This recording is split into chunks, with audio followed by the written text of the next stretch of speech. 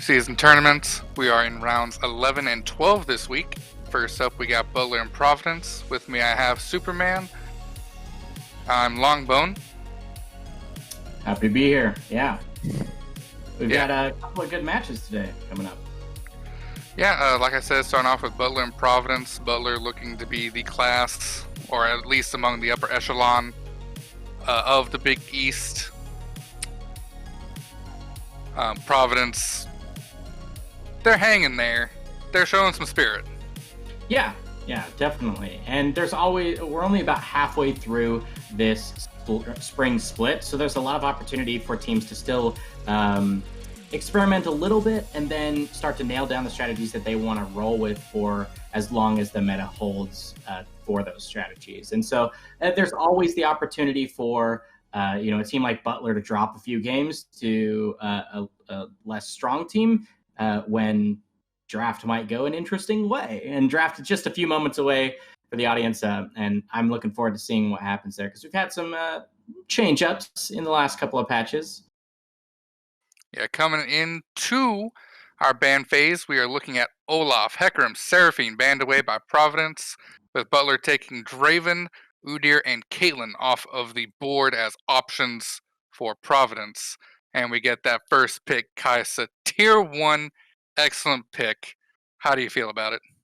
Yeah, she's super strong. Even in solo queues, she's got the super high win rates. You get a really strong 1 and 2 item power spike on top of those boots. And of course, Kaisa, late game scaling monster with plenty of damage in her kit. So good to see that coming through. Misfortune, Alistar's a really strong duo to put some pressure down there, though, for the early game. Alistar, headbutt, pulverize combo, and of course, level 6 for Misfortune just means you can take a couple people out during the duration of that CC. They're going to answer with the Blitzcrank, which is a little curious. And of course, that Gragas could be flexed between jungle, top, maybe mid if they wanted for something, but Gragas just a really strong pick overall for solo lanes or jungle, sometimes even support, but I'm pretty sure the Blitzcrank's going to be support. Yeah, I'm not really sure about the Blitzcrank pick. That's just asking for the Alistair, the Sejuani, to flash in front of whoever he's aiming for and just get the free multi-man knockup. Hey, we're going to see what happens. Yeah, it can be a scary thing to have happen. The idea is you threaten a further hook if the Alistar chooses to combo first. It's kind of a game of cat and mouse or chicken, rather, in the bottom lane. And even throughout the rest of the game is if Blitzcrank hooks you first, you mentioned it, AJ. The Alistar gets a free combo onto as many people as are clumped there. But if the Alistar goes in first, you just hook him into the nearest tower or over a wall, and he's got nothing left, right? Maybe his ultimate, but he's not going to survive walking through a whole team. So it really is just a game of chicken. I do think the Sejuani is a great answer because there's not really many situations where a Blitzcrank hooking a Sejuani is terrible for her. Maybe over a wall when into Fog of War and 5 people are there to burst her, but she's got that active that keeps her tanky from the front end burst of things. So definitely a great answer there from the side of Butler. Looks like a lot of focus onto the mid lane now. Neither of these teams have really picked it unless we may see that Gragas mid, which I don't think it will be. And so a lot of those have been taken away. We see the Aurelia ban come out, the Kassadin come out, which honestly, if they're scared about playing a mid lane AP style champion, Kassadin just absolutely is not what you want to go against. But Silas and Shen also coming off, and we got the Pantheon coming in. Probably going top if I had to guess. Unless they're already being picked as support. Veigar for mid, or another strong scaling pick, does decent with some of these other champions to lock down some crowd control. You get blitz hooked or trundle pillared, you're going to be in a position where Veigar can follow up with a cage, or vice versa.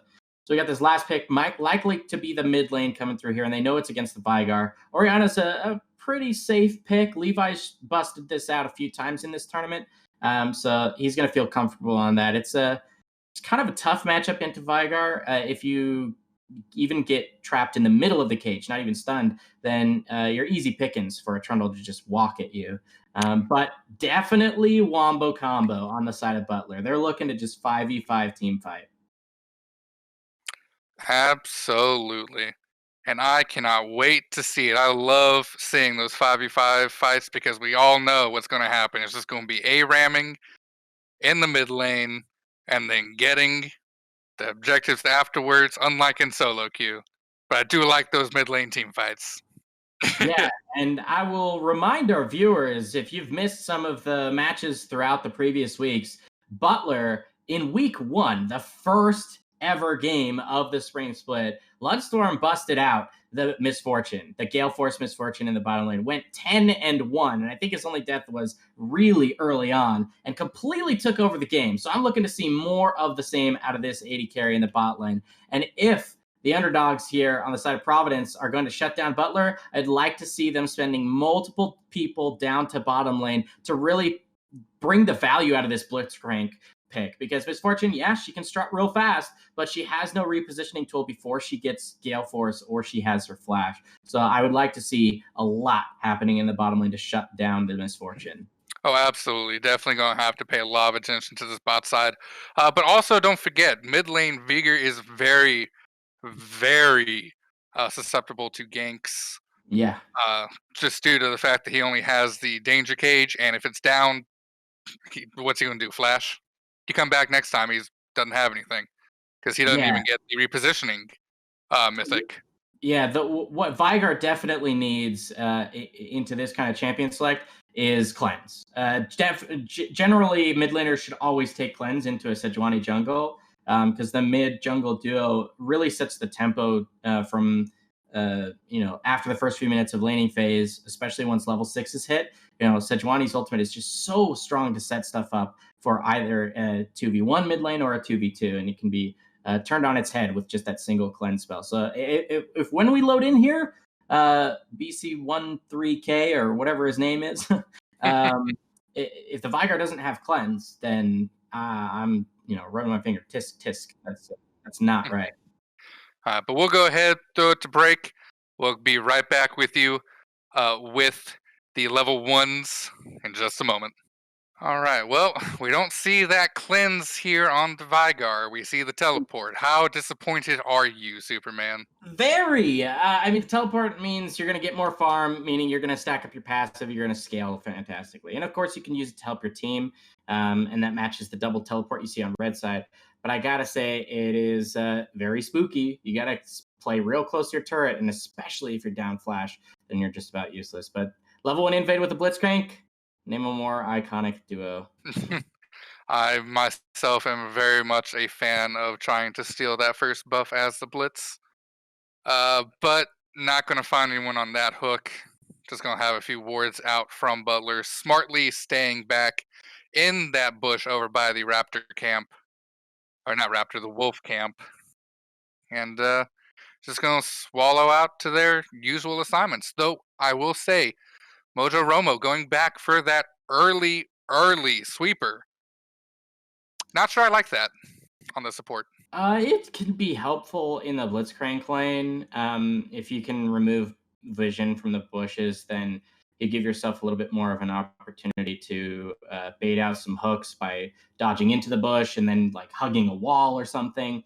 And assuming this Alistar is going Hex Flash too, then clearing bush vision means you can make some Hex Flash plays too. So it's a great choice for the lane, but it definitely leaves you susceptible to the river, right? So it's going to be up to Sejuani to play near this bottom side when they're lacking that river ward. We'll have to see how it plays out. This bot lane can be super volatile in those early levels. Yeah. All right. Lunstrom almost gets caught by Torn Stars right there, but managing to just be out of range. But other than that, just calm, regular trading patterns, just farming it up right now. Yeah, generally how the early game goes. I'll be curious to see if these junglers do like full clears or go for it. Some early ganks. It used to be a pretty farm-heavy meta, and now is shifting towards that gank-heavy. But both of these junglers have mediocre gank assist in those early levels. Obviously, Sejuani's ultimate is a lot more for her ganking ability than a Trundle. But generally, you should be seeing both of these champions ganking with their double buffs relatively soon. Should be getting, that Staj getting that level 3 right there. He's doing that 5 buff clear to probably go top. Though Pantheon will see it warded out, so may not be that successful. Or it could just be a regular jungle fights over this top scuttle, which I think Butler will still have priority on, even though Syrian is like chunked to half, and yeah, Trundle doesn't look like he's going to contest that. But in bot lane, Mojo Romo, Flash Out is ignited, but will live. Yeah, and by the looks of it, Alistar doesn't have X Flash, so he's definitely down that full summoner, not able to make plays on his own. Ignite was traded, as well as Flash for Flash. Let's see if either the junglers decide to swing on down bot lane before that summoner spells back up for Mojo Romo. You can give a little bit to the Alistar for him, try and make that happen. They had a level advantage for a second, but not much came of it. Nope. And they're just... These top players must be loving this. They're just left to trade endlessly right now while farming. Name a better feeling. The classic top lane, right? It's a relative wet noodle fight, and the first gank of the game is coming right up. Yep, Butler coming up. MGL not going to land that last thing for the stun before the flash. Has the flash, but still gets the first blood over to his top laner. And for a Pantheon, that's definitely where you want a lot of your gold, at least through the mid game. Oh yeah, Pantheon, that early game champion, meant to bully the lane, and of course can use his semi-global to gank other lanes. Classic for him to hit level 6 and gank straight through the lane bottom. So look for Alistar's flash to be back up, and perhaps that level 6 to come through on the bottom side. It looks like Trundle's gonna trade that pressure topside for a scuttle. It's his second of the game, and just go back to the farming simulator. Classic jungle gameplay. Yep. And honestly, that's pretty much all that's happening right now, besides that exciting little gank up top. Just farming. Cornstarch, will he find a hook? No, they're just out of range. And he does not want to go in range of an Alistar who could just walk behind him and headbutt him into the turret. Right, you got to be a little bit careful for that. Both these supports are playmakers for sure. But on the map on the whole, the idea here for Butler is to scale and then collect themselves together for those 5v5 team fights. And so far, all's well. They got that first blood in top lane. They did use their jungler's flash for it. But they got Eagle's flash as well out of that Gragas. And it really comes down to, are we going to see them focusing this bottom side? Here they are. Level 5 for Sejuani though. Yep. Will MGL get there in time? We see a TP coming in from Providence. It is the Viger. He puts down the fully cage. Will they be able to get Mojo Romo? They do trade the support, but it will also be a trade for the mid laner, and we see another TP coming in, possibly.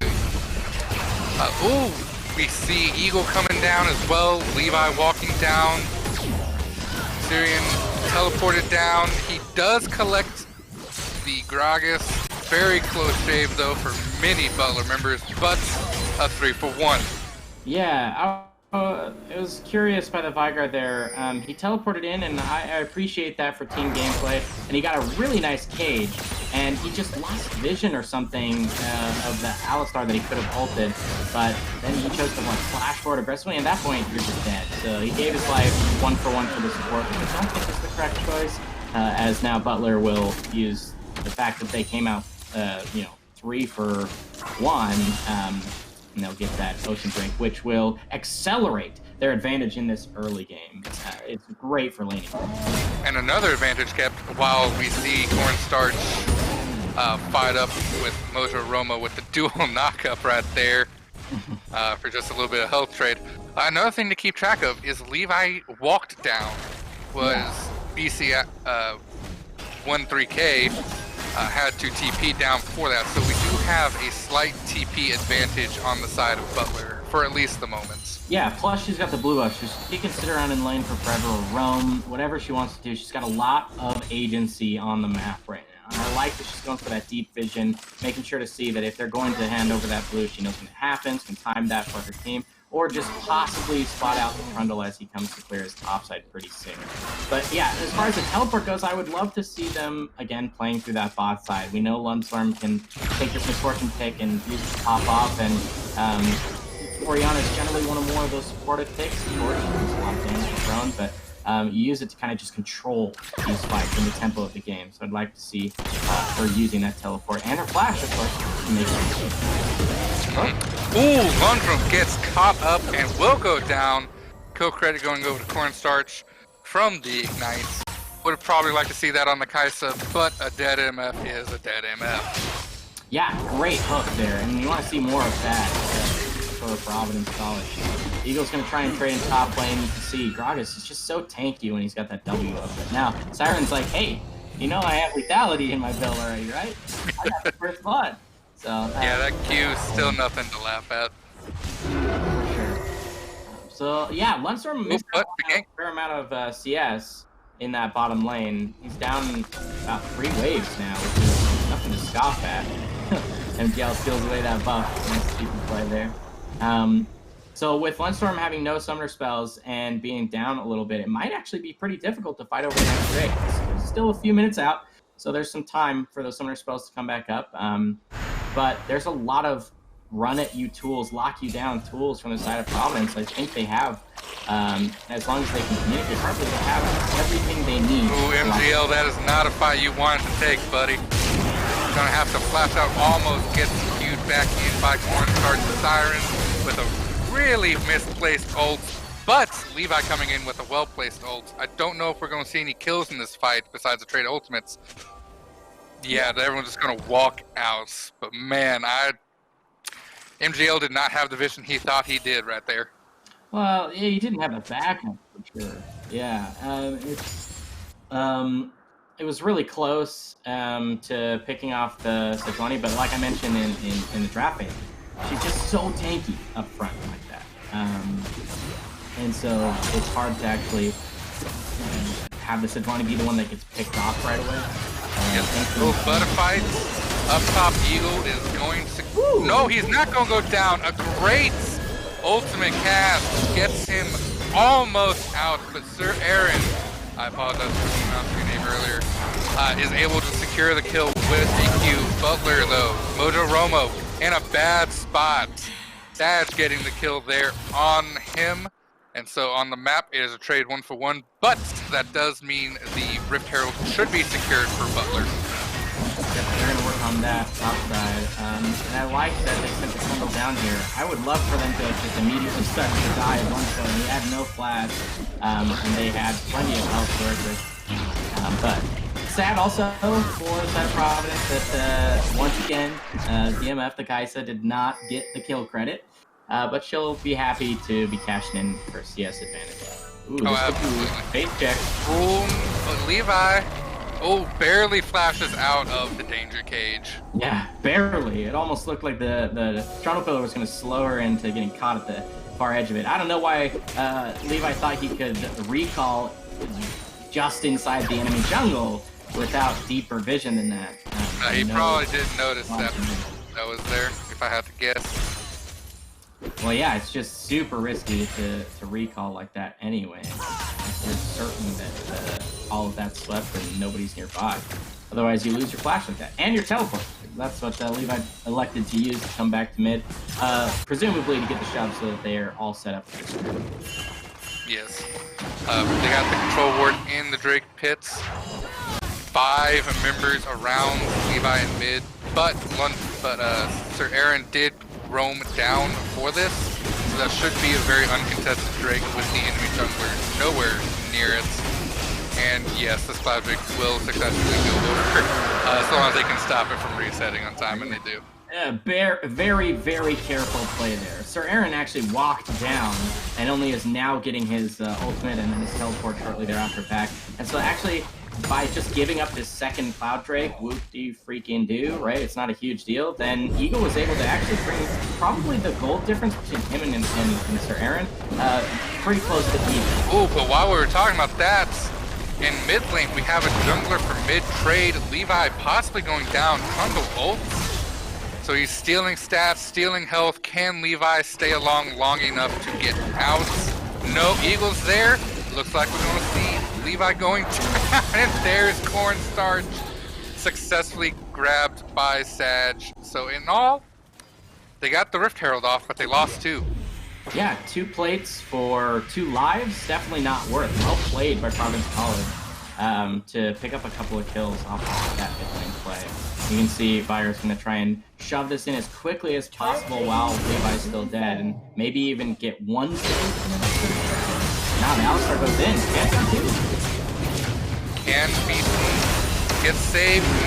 Bagger is going to go down. Cornstarch with probably a self-sacrifice Q to get Sag out of there before he even gets seen. That's going to be 2 for nothing. That was a bit... I don't want to say it was a bit risky, just due to the fact that, you know, they had to get there first with the ults and everything, but, It's just a little bit of a disrespect, is what happened there. Is, you know, the Vigar was like, let me shove this wave. He doesn't need to step up that far to make that happen, and as soon as he does, then the Alistar can say, hey, we got your flash last time. Yeah, you took someone with you underneath your turret, but you don't have any way to get out of this while a 4-0 at the time Pantheon can just ult into your lane. So now you can see Sir Aaron's 5-0 smurfing on this game with his Pantheon pick, and now we need to pay attention to see what can happen on the rest of the map using that influence, because that ultimate's on cooldown. He's got his flash now back up.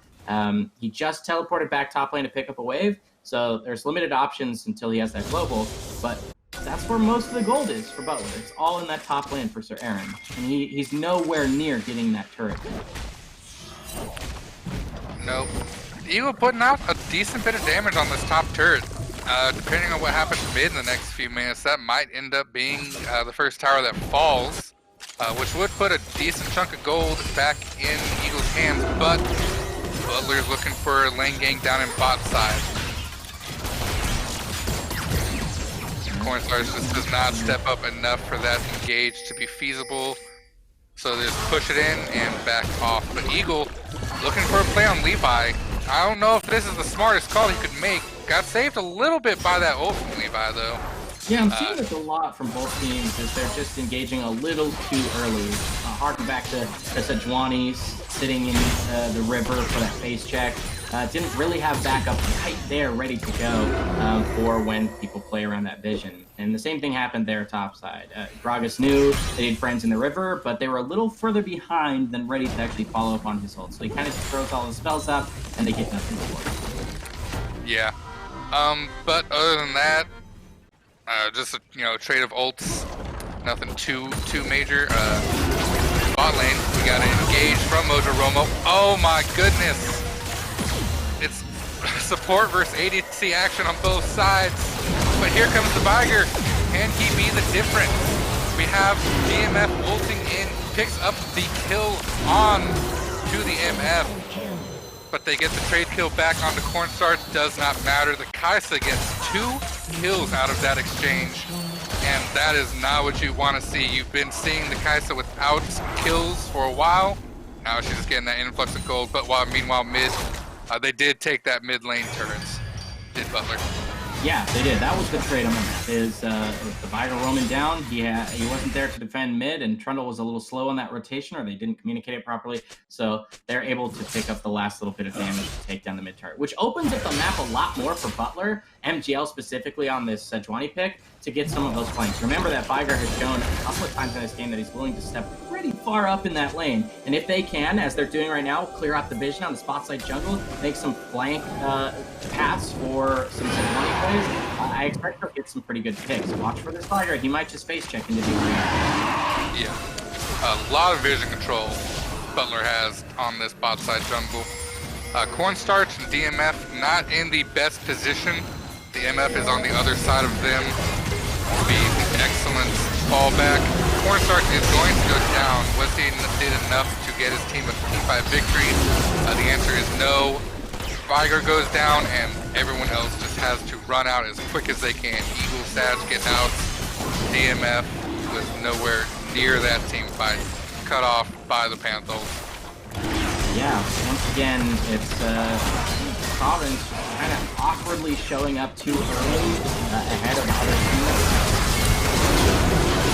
I was almost scared that Mojo Romo went too fast, but you know that MF ulti does a lot of damage. Getting in there, and they pick up the ADC as well. Yeah, it does a lot of damage, and remember that this is exactly what Butler drafted for. They wanted these team fights specifically early and often around the dragon, and that's what they got.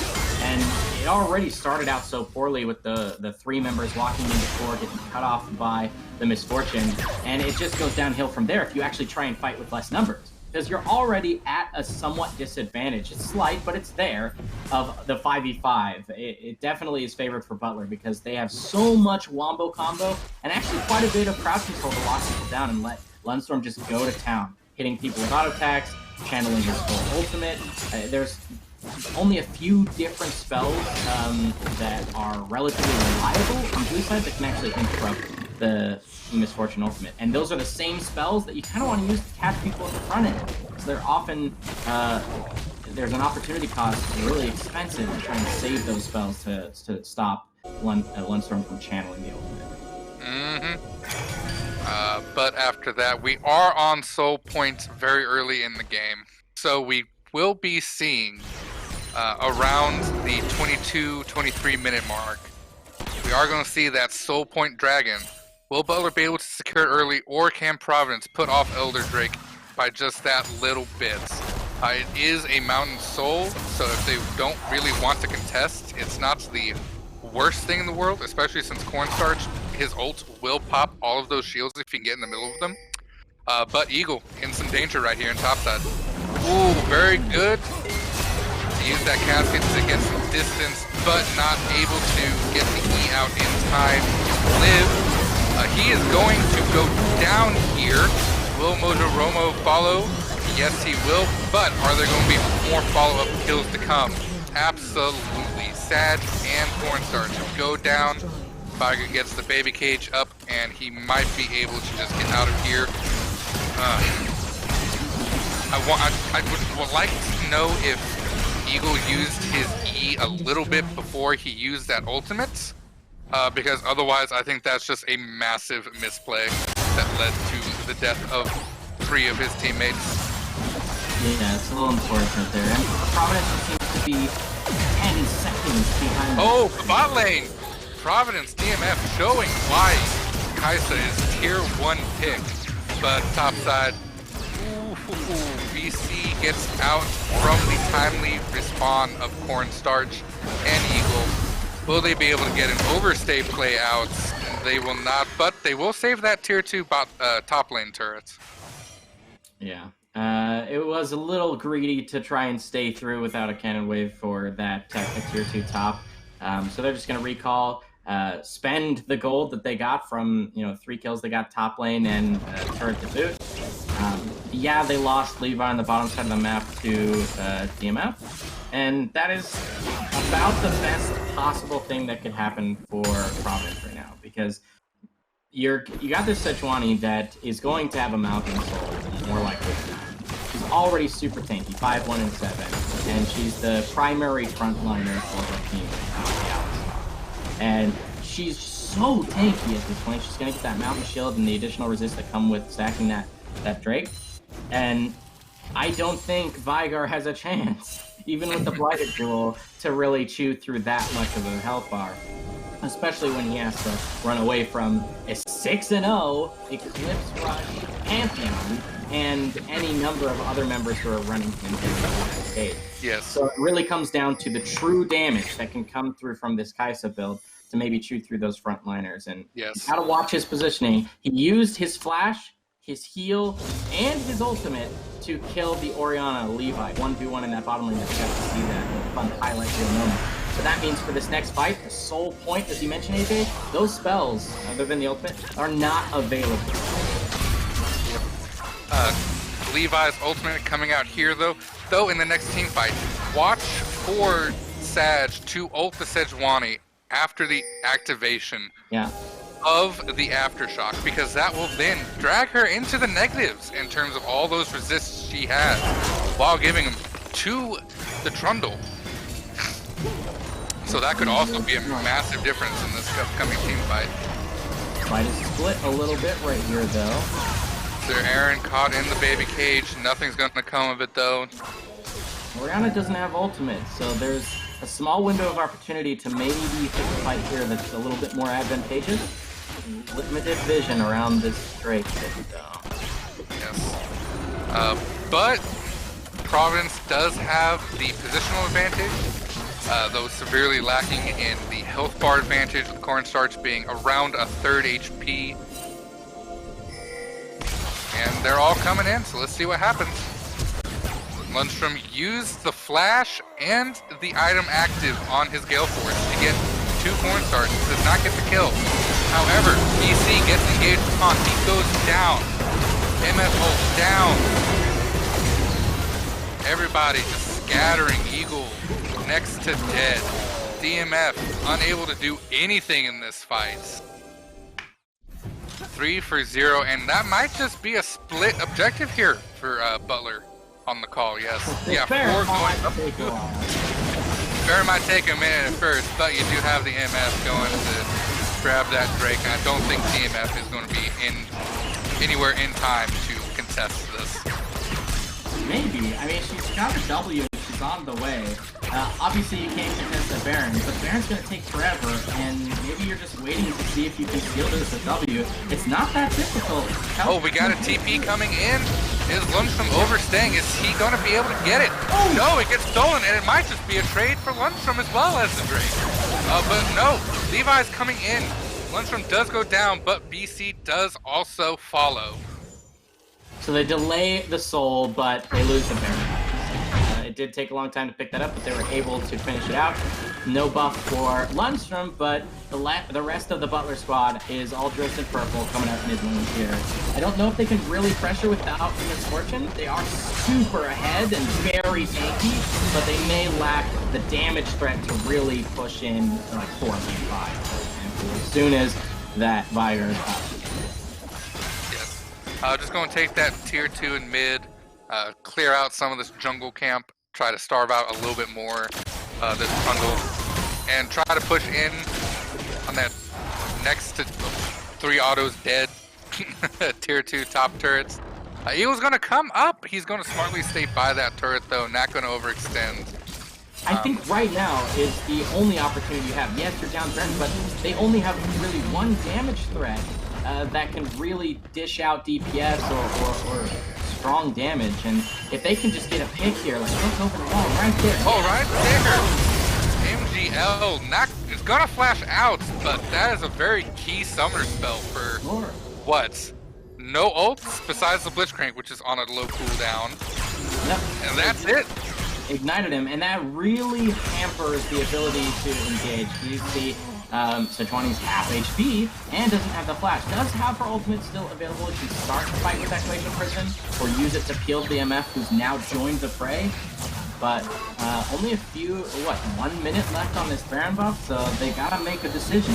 Are they really gonna stay split, or do they want to hard engage on this mid lane turn? Yeah. I don't like Cornstarch going up to engage on Sir Aaron. That is just a free mid lane inhibitor turret down. They'll barely be able to save the inhib, it looks like, with everyone coming in to contest.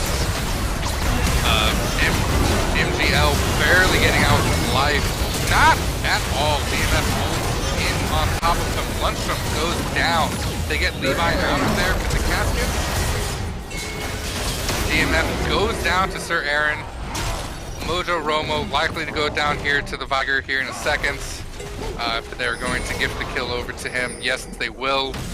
And that was very messy, but also shows the keys to why you need that flash on the Sejuani, because it allowed Cornstarch just to walk slightly to the right and Q out Lundstrom from his ults.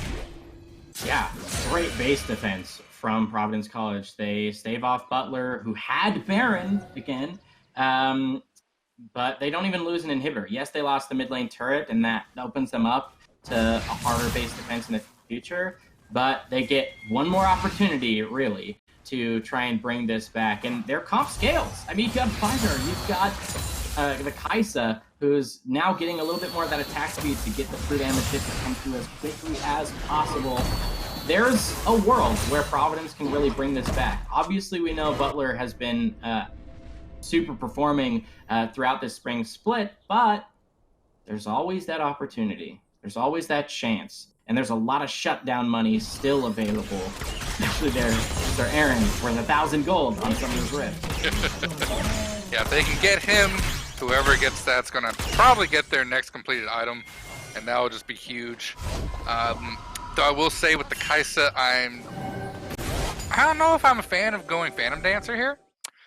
Just because with Collector in these hectic team fights, you never know if one of those procs is going to get you in line for the Collector execute. If you have the Runans instead of the Phantom Dancer, but that Phantom Dancer also does allow a little bit better kiting, but only just thus. Yeah, I think I agree with pretty much everything you said. I like Runan's better. It's the more classic build as well. Plus, when you have multiple melees, then you're all but guaranteed to be hitting multiple people at the same time. And as far as these fights goes, I haven't been seeing her just splitting to 1v1. That's a choice, but it really has to be that this team fight gets split up that much. This is going to be explosive. Take it from here, AJ, because this is going to end the game one way or another, I think. All right, we got both our teams set up in the danger bushes. BC comes out to lead the way with that spell shield. Butler is staying strong in their bush, going out slightly to get distracted. Oh, but that was a mistake! There it goes! No, Aaron's still alive! Oh my goodness, Levi's the one that went down. Mojo Romo's down! Oh my gosh, the decision to peel off for the Baron at the wrong time. It costs 3 for Butler. Will it cost more? Lundstrom does not get over the wall and will go down. That is 4 down for Butler in a disastrous team fight.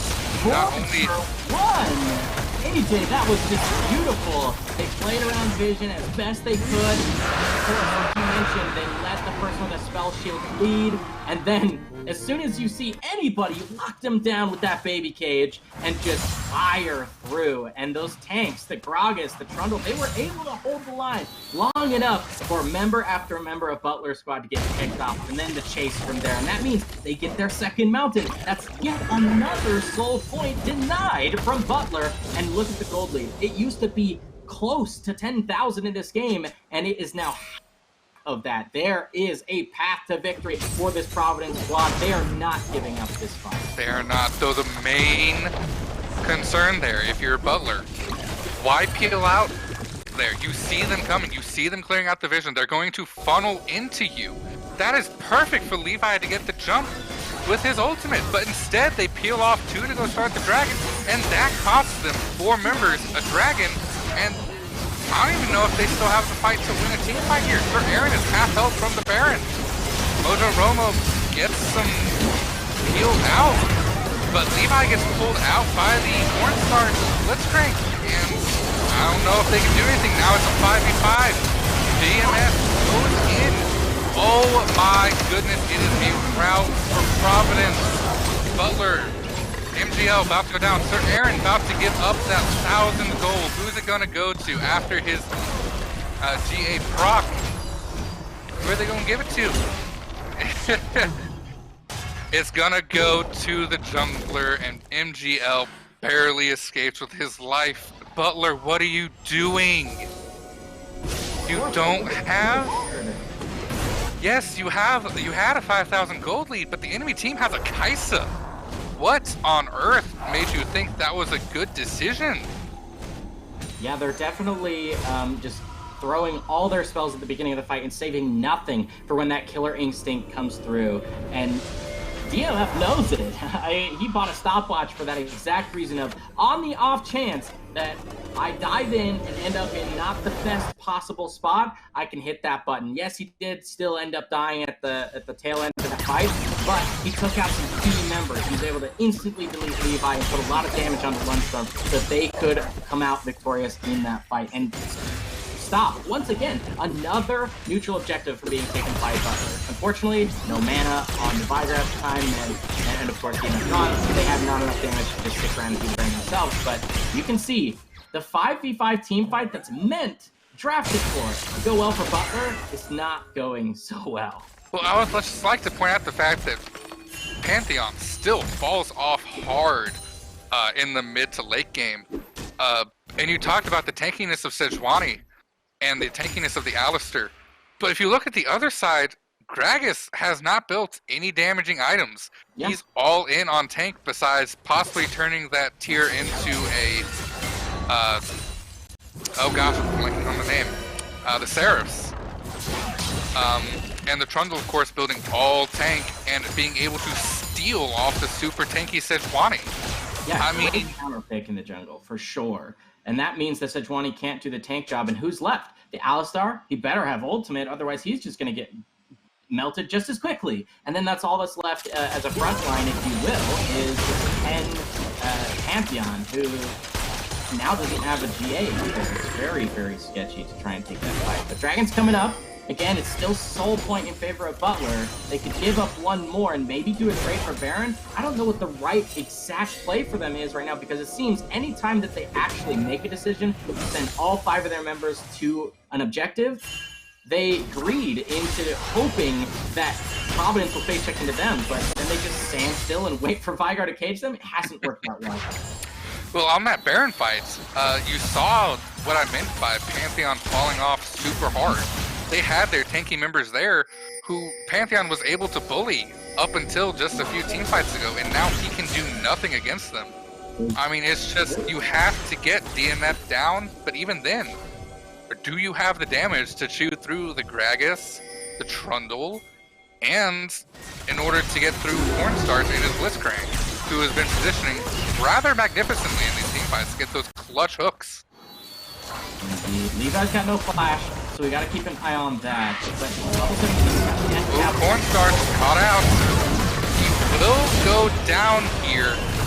Will that mean there are any trade kills from Providence? Ooh, DMF goes down. No, the Levi getting that ultimate off in that choke point corridor, able to chunk out DMF, and they're able to take him out pretty quickly. I saw the Pantheon ult into the inhibitor. Are they going to get any more, or is it just going to be inhibitor game? Let's see. Sir Aaron barely saved by what looks like these Erics. He's gonna go down, but I don't think Providence has enough. These death timers are still somewhat long enough for some damage to be done to the base. BC flashes out, saves his own life. That might save the base. Butler is trapped in the baby cage. Cornstarch is here. Ooh, Lundstrom positioned very poorly. That's going to be double bot lane going down. And that might just cost the soul here for Butler. Yeah, because everybody's coming back up. I don't know what the right answer is. Providence has to make a choice. Do they go for Baron, or they deny the soul? Which is it looks like they're going for the soul denial. Everybody's going to it.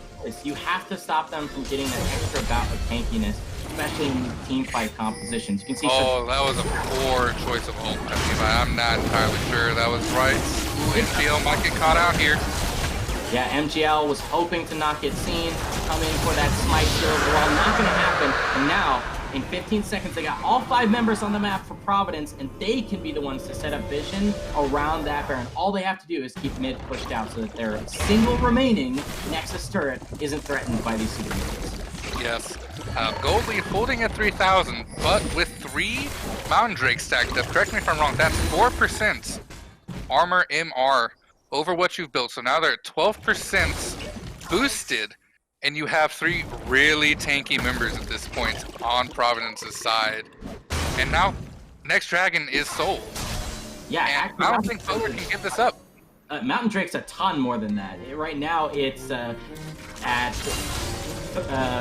45%. Yeah, wow. Okay, so 15% per stack of that Drake to bonus your resist. That's pretty wild. Oh wait, I'm looking at old stats. Forget about that. I'm on Loves or something. I don't know. I was looking at the old Mountain Drake of how much bonus damage they get. Yeah, 6%. Thank you, 6% per stack. So that's a ton for these front lines. And here we go. Baron number 3. And Butler is not positioned properly. Ooh, Cornstar's barely not getting MGL on that Q. And now Careful not Providence. to get themselves up. Yeah, Krieger gets the baby cage down, is able to stop part of that. Sir Aaron cancels out of his ult by that very. Look at that when we were talking about taking not taken out by the MS ult, but here we come. Can Levi clutch out with his ultimate? DMF goes down. Cornstar down. Sag down. It is 2 for 1. 3 for 1, excuse me. And that might just be the end of the game. Getting a little bit too cocky did Providence here right at the end. Can they save? I severely doubt it, but we'll see. Nope, there goes Eagle. I don't think BC and his Viger can solo save this game, especially not when you have MDL flashing on you. And that is the ace picked up by Levi. Butler showing some strength, threw it a little bit in the mid to late, but got that one clutch team fight.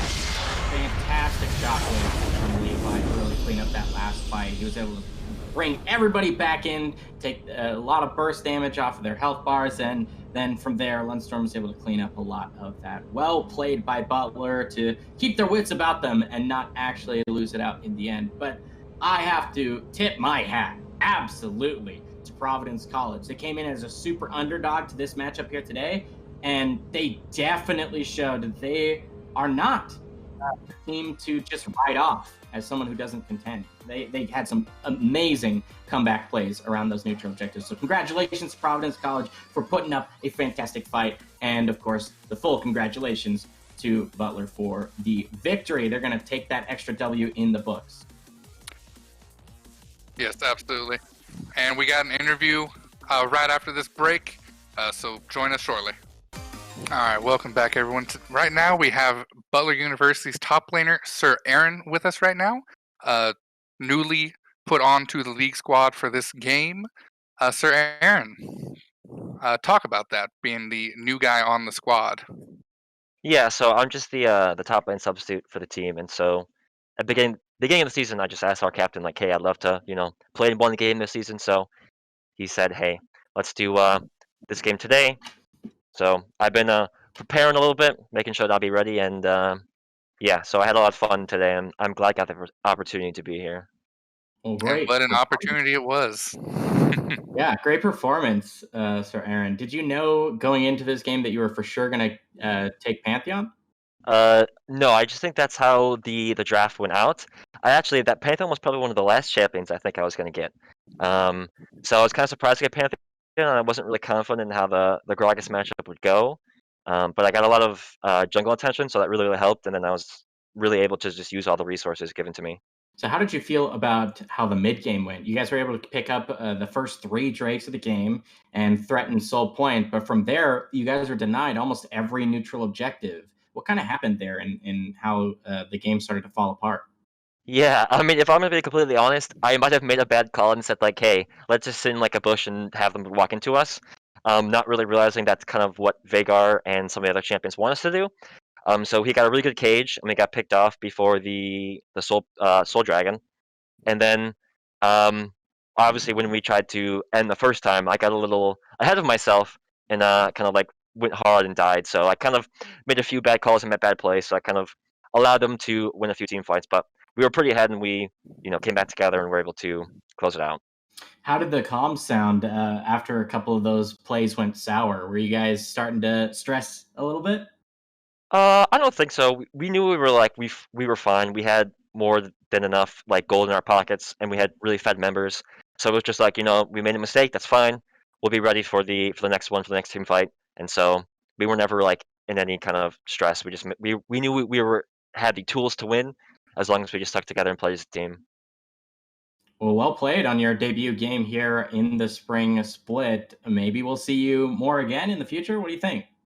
Maybe, yeah. If it works out, then I would love to be here. But if not, I will be cheering for my team on the sidelines. Well, whether you come back or not, that was definitely a game to look back on and remember. Definitely, yeah. All right. I don't have really any other questions other than saying that call you said you made was not bad in terms of waiting in the bush. The mistake there was having a couple people peel off to go get the dragon when you saw the Vigor walking over wards and clearing them and coming towards you. So I would Maybe, like yeah. to clear that up. Yeah, it could be possible, yeah. But in the end, we did close it out, so I'm glad that we, didn't throw it too hard. Yep. Anything Congratulations else on for the him, Superman? No, that he answered all my questions. Thank you for the interview. Of course, thank you guys. All right. Well, I guess that'll be us for the interview.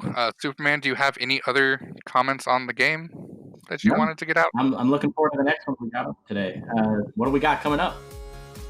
Well, coming up here at 2:30 p.m. Eastern Time, we'll be here with Marquette and the University of Connecticut's, and on our sister stream on twitch.tv/Big East Esports.